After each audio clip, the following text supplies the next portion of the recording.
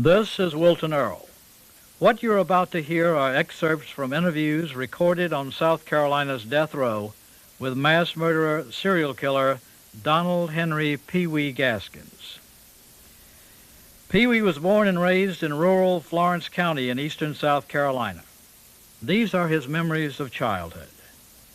Ever since I can remember, my mother lived with her mother and daddy. There was 13 in the family, 8 boys and 5 girls.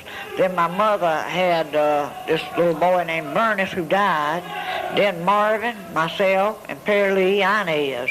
And we all lived there also. So that was about 16 that was living there in one house. But I was the one who the older ones picked on, and I was kicked around all the time too. And made, at nights, they would make me take a big old wooden foot tub and fill it with water, and I had to wash everybody's feet for them. And if I did anything that any of my uncles or aunts didn't like, they would take a hedge bush switch or a pear tree sprout or an apple tree sprout. As long as it was a good switching, they'd tear my back and legs up. There'd be red stripes all over my body and legs. And if my sister told them I had done anything, no matter if I had or I had not, they'd beat hell out of me, and I'd go around the house at the corner and start to cry. And to rub these big red welts on me. She'd come around where I was at, and she'd tell me, goody, goody, goody, and most of the times I'd slap hell out of her for doing that. And I knew that when I did it, they was going to beat me again. And even if I didn't do it, a lot of times she'd run in the house making like she was crying, and she'd tell my mother that I had slapped her, I'd beat her, and they'd come out there and nearly beat me till I couldn't hardly get up. I had red welts all over my back and everything. And that's the kind of treatment I was got as a childhood. When Pee Wee was executed in South Carolina's electric chair on September 6, 1991, he was 58 years old and had spent more than half of his life in prison. In this excerpt, he is talking about his first prison sentence, prior to which he had already served 5 years in reform school. I threw a hammer at her and it hit her. I threw the hammer across the room at her and it hit her. And that was what that was, and I got 6 years for that. Well, I got 5 years for it, and I cursed the judge and got another year for that. After several more stretches in state and federal penitentiaries, Pee Wee was paroled again, despite his own and the parole board's strong misgivings. And like I say, when I got out at 68, I was an evil man. The man on the parole board told me, he said, I don't believe you'll be out 6 months till you kill somebody, but we're going to give you parole. Here he discusses details of the abduction and torture murder of Peggy Cutno, the crime for which another man, Junior Pierce, was sentenced to life in prison. Junior Pierce did not kill Peggy Cutno. They took Junior Pierce and tried him for that and everything. He just happened to be an unlucky man. The day she left school, I was working on the ballroom. Peg was drugged and taken to a cement block house about 10 miles out in the country. That house was empty as for anyone living in it. I rented it for $10 a month. It was out in the east side of Sumter. And to keep some of my furniture and other stuff in, I had several cars parked out there, junk cars they were. Peg Cutno was spread eagle out on the bed. She was handcuffed with her hands up over her head to the rounds in the bed there, and her feet was tied out, and she was stripped naked in there. The cruelty with which Pee Wee tortured and murdered his victims earned him the label the meanest man in America, and established for him the bloodiest criminal record in the history of South Carolina. This excerpt demonstrates the way Pee Wee commanded the respect of his fellow inmates on death row. He's the kind that thinks that if he asks you to do anything, you're supposed to do it. Well, I'm one that I don't let nobody tell me what I can do and what I can't do. I've gathered that. And he's the one that used to come by my cell and talk about, he was going to kill himself and all that, and I told him he wanted to die so damn bad to stay in his cell Thursday when we go to church, and I'd come by and cut his damn throat for him. And he said, you would, wouldn't you? I said, you're damn right. And he never said nothing about wanting to die no more to me.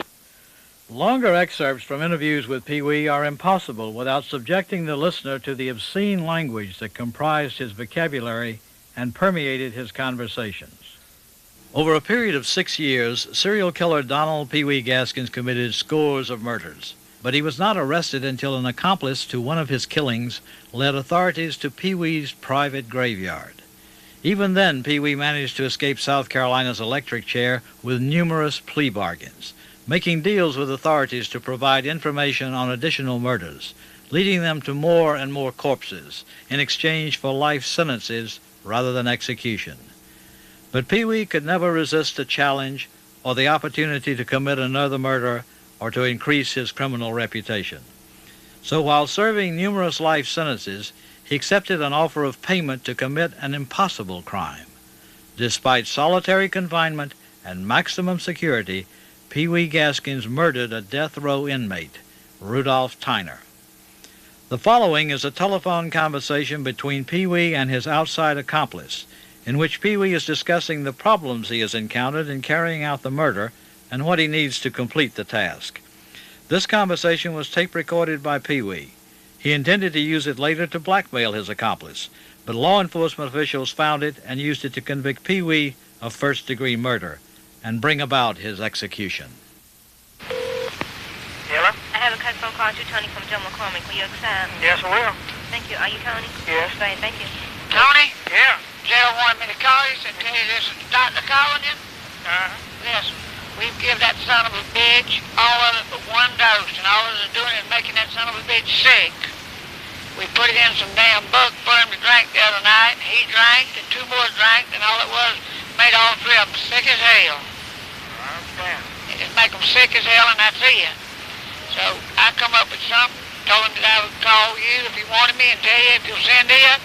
It can't be no damn making sick on it. I need one electric cap and as much of a stick of damn dynamite as you can get. I'll take a damn radio and rig it into a bomb the way he plugs it up. That son of a bitch will go off and there won't be no damn coming back on that. Okay. So How do I get it there? Well, we'll work it up. If we can get a electric radio, you know, just got a pretty good size speaker in it that you can't see in. Yeah. Just take that damn thing and tape it up into something and put it in the front of the speaker up against it and tape it where it won't shake. Yeah. And just put it in an old electric radio that's got a pretty good size speaker in it. And mail it to me or you can mail it to him. But just make sure, you know, that it looks as it ain't been tampered with or nothing bad. And get it up to him. And damned if I don't give it to him and we'll put him in. But I'll furnish a radio that's already in him. Okay. I'll get one of these battery electric types up in one of these old cheap things and put it in and give it to him. And when he plugs that son of a bitch up, it'll blow him on into hell. Okay. That's about the best way that I can figure to get him because everything we give him just looks like just makes him sick as hell and that's it. But one electric cap and as much of a stick you can get in as pure as you can get. He told me to call you maybe over the weekend you can find one stick somewhere and get it to me. And damn if I can't fix him up. Okay, well, I'll probably get at least plastic explosive.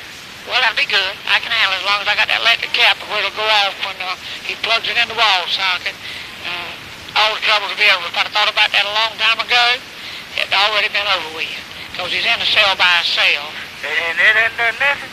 Just make him sick as hell. Just make him sick as hell. And he'll look pale as hell for a day or two. And that's it. Give it to him. I got about one more dose I'm going to give him in his eggs in the morning. That son of a bitch about run me crazy. Oh, damn, me too. Should I sit up at night, wondering, worried? He's wanting cigarettes, he's wanting joints, and such as that, and I've been keeping the son of a bitch pleased. And tonight he says, look here, I need something to eat. I said, well, let me look around and see what I can do. And he said, no, just go ahead and give me something to get me high on. I rounded him up a couple of joints, and that was all I could get him tonight. So I'm going to give him the rest of what I got in his eggs in the morning, but get me one stick with well enough to do the job with the plastics, and one electric cap, that's all I need. Well, that stuff that he's got with the air on it, if he'll tell him it's coke and let him snort it, man, that'll put him right on out. All right, I got a little bit of that left. I've been giving it to him in his food and everything else. Like I say, eating that stuff won't help. I told Gerald that he's got to get that in his blood system. If he'll snort it, put it in coke. All right, he's real wise on that. He done that up in New York. He snorted a lot. All right. And so he knows what that is. He would know what that is if he goes to snort it, if he can tell any difference in it now. I'll give him the rest of that in the morning. Well, that stuff will get no good. No, he won't eat that. I'll get it to him, tell him I scored in the morning prayer. I'll go ahead and let him snort that. All right. Yeah.